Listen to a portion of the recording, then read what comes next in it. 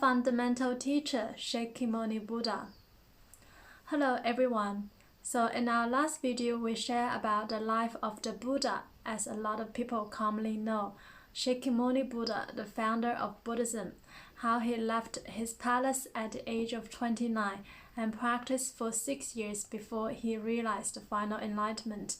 And after that, for the rest of his life, he taught tirelessly until he entered Parinirvana at the age of 80. And some people may wonder, where did the Buddha go after he entered Parinirvana? Did the Buddha just disappear into the darkness or enter this eternal stillness and never come back again? So Nirvana means enlightenment, and Parinirvana is commonly used to refer to Nirvana after death. But there is really no death for the Buddha. So Shakyamuni Buddha did not die. He simply discarded his physical body. It's like to change a piece of cloth. And even for us, there is no absolute death. A lot of people think death is the end. Death is really not the end. Even for us, we, like the Buddha, our consciousness will still remain after death. And there have also been a lot of scientific proof that there is indeed life after death. Consciousness indeed remains after death. And also there are a lot of proofs of reincarnation, which I'll also share in later videos. But the difference between us and the Buddha is that the Buddha has a say in wherever he wants to go. He could be in everywhere. He is indeed everywhere. The Buddha nature, the Buddha body, the Dhammakaya is omnipresent. So the Buddha is in fact everywhere.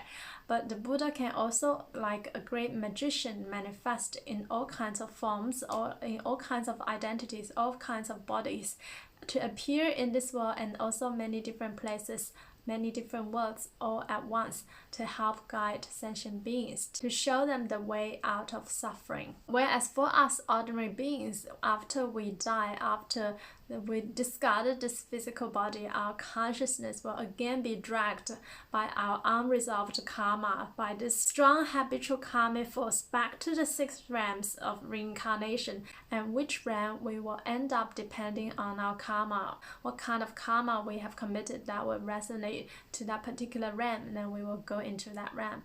So although in actuality our mind creates our destiny, but because a lot of us, we have not realized the true nature of the mind, we have not really mastered our own mind, so we also can't master our destiny. And unless we seek rebirth to Amitabha Buddha's Pure Land, so we have a say in where we will go after death. Or otherwise, for those who have not realized enlightenment, if one doesn't seek rebirth to the Pure Land, one will simply be dragged by one's karma and again back to the 6 realms of reincarnation. So the true nature of the Buddha is eternal lifespan and eternal bliss, eternal purity. When we talk about the Dharma of no birth, when we recite the transfer of merit at the end of Nearful practice, usually we say, once we obtain rebirth to the Pure Land, we will realize the Dharma of no birth. So the Dharma of no birth also means the Dharma of no death. Because there is no death, there is no birth, and there is really no more this repeated cycle of rebirth and death, and one has obtained this eternal and infinite life. In fact, all of us,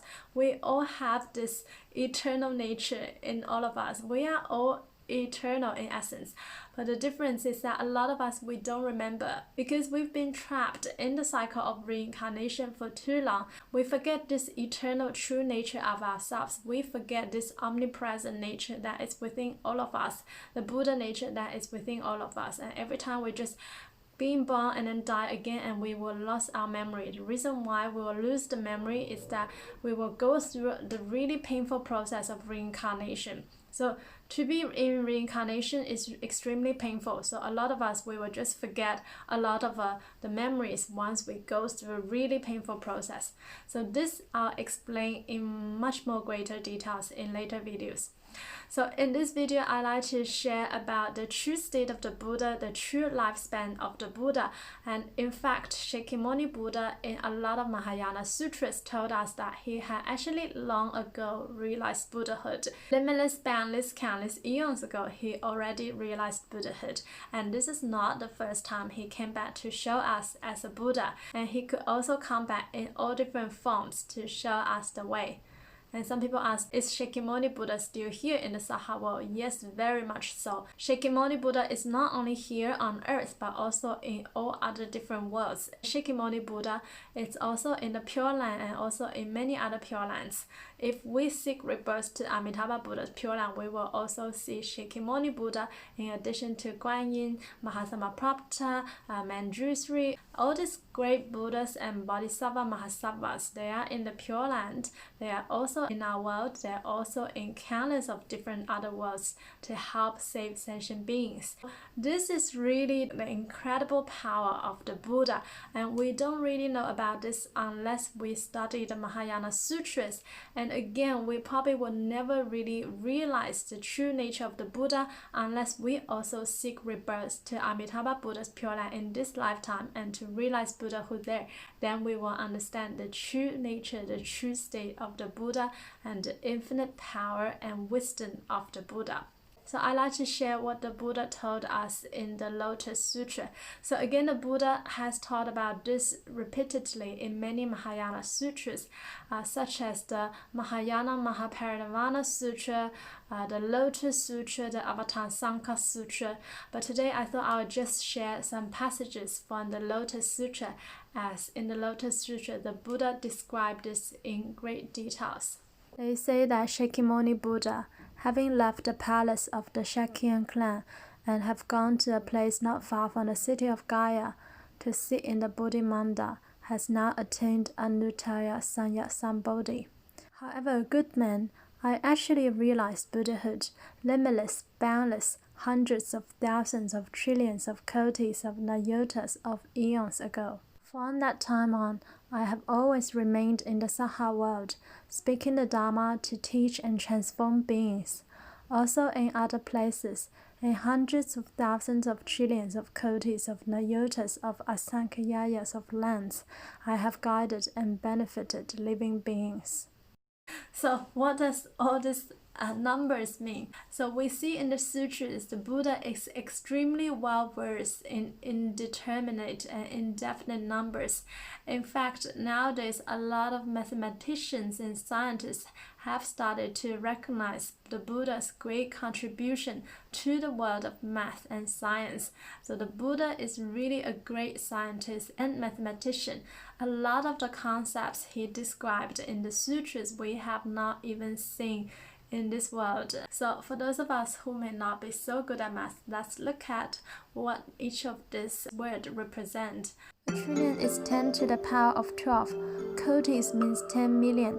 Nayota is a Buddhist term referring to an extremely great number, 10 million, or in the Avatamsaka Sutra, 10 to the power of 28. So kappa is the period of time between the creation and recreation of a world. It's incalculable. A great kappa is around 1.34 billion years. So sometimes we may hear people say, oh, I've done so many years of spiritual practices. Why have we not obtained enlightenment despite we're practicing for so many years in this life? So really don't be discouraged, because now you know the Buddha's enlightenment did not just achieved in this lifetime. It may look like so for some people who don't know so much about the past lives of the Buddha. The Buddha has in fact already cultivated for countless asankhaya kalpas before he could realize Buddhahood. So this is definitely not the cultivation for one lifetime. It would be ideal for us to realize Buddhahood in one lifetime, but for a lot of us, it's simply impossible because we have not done that many practices in our past lives. So even if we have the whole life dedicated into our practice, we may still not realize Buddhahood. So why do you think the Buddha did that? Why did he just not stay in this world as a Buddha forever? Why did he bother to enter into Parinirvana? So this is really the skillful means adopted by the Buddha in order to help us realize impermanence. So we really have the thirst for the Dharma, and we will really cultivate our practice more diligently. Living beings have various natures, various desires, various modes of conduct, and various ideas, thoughts, and discriminations. The Tathāgata, wishing to lead them to produce the roots of goodness, he employs diverse causes and conditions, analogies and expressions to explain the various dharmas, carrying out the Buddha's work without respite. Good men, the Tathāgatas, seeing living beings delighting in lesser dharmas, beings of scanty virtue and heavy defilements, speaks for these people, saying, "When young, I left the home life and attained Anuttaya Sanya Sambodhi. In truth, however, I became a Buddha a long time before that. I speak in this way merely as an expedient to teach and transform living beings and cause them to enter the Buddha way." Good men, the Tathāgata may speak of his own body, or he may manifest in someone else's body. He may manifest in his own affairs, or he may manifest the affairs of others, but all that he says is true and not false. In all places, although the names by which I refer to myself are different, and I may be older or younger, I also appear and announce that I am about to enter Parinirvana. As I now proclaim that I am about to enter quiescence, I am not really passing into quiescence. The Tathāgata uses this passing only as an expedient to teach and transform living beings. For what reason? If the Buddha were to stay in the world a long time, those of scanty virtue who do not plant good roots, who are poor and lowly, greedy of the 5 desires, who are caught in the net of delusions and false perceptions, seeing the Tathāgata constantly present and not entering into Parinirvana, they will become arrogant, idle, and indifferent. They will not consider how difficult it is to encounter him, nor would their hearts be reverent. Since I realized Buddhahood in the very remote past, my lifespan has been limitless, asankhya of eons, eternal and never extinguished.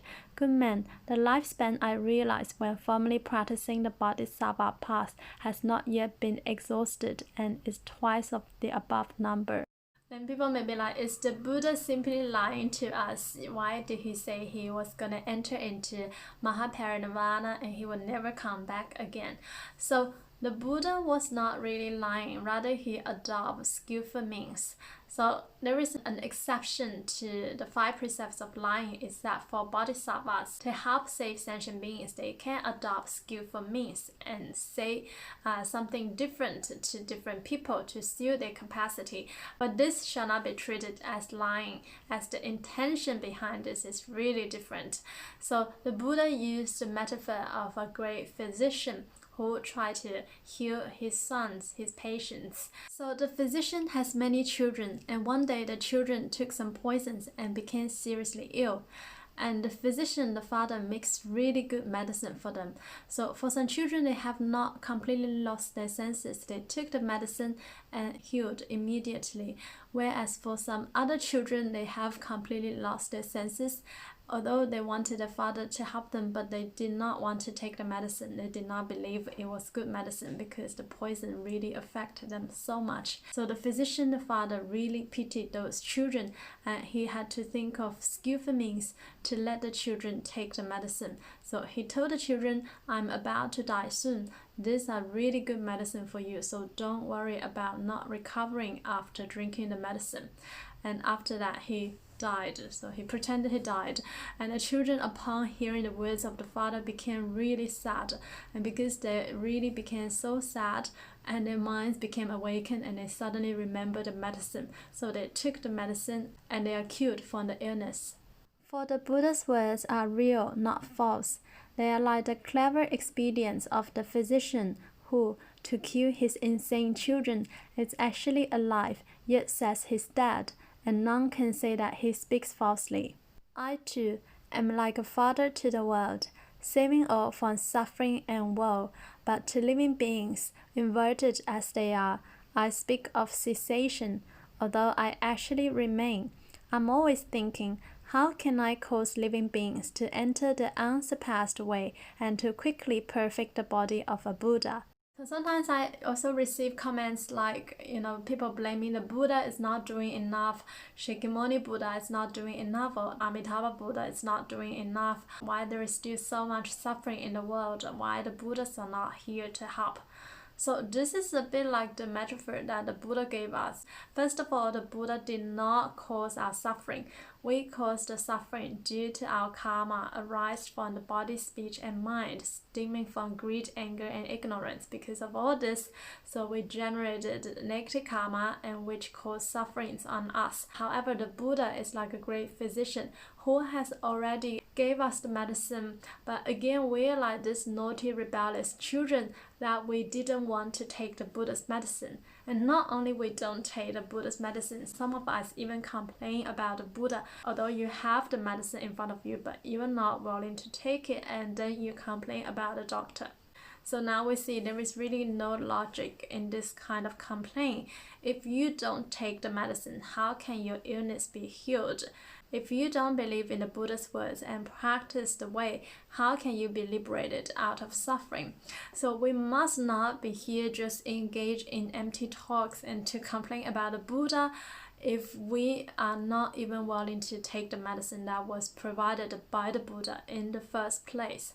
There could be nothing more compassionate than the Buddhas in the world, that they have already shown us the way, but it's really up to us whether we want to believe in their words and also to take out the practice. So as we can see, the wish of all the Buddha is one. How can they help us to perfect the body of the Buddha as soon as possible? So really the Pure Land Dharma Gate is really the path that the Buddha wants all of us to practice, especially during this Dharma ending age, where it's so difficult, almost impossible for a lot of us to realize Buddhahood simply relying on our self-effort.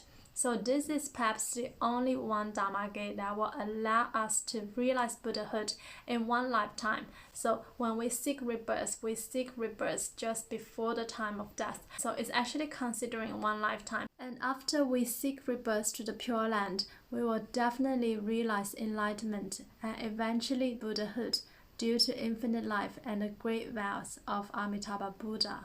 Namo Fundamental Teacher Shakyamuni Buddha. Namo Amituofo Buddha.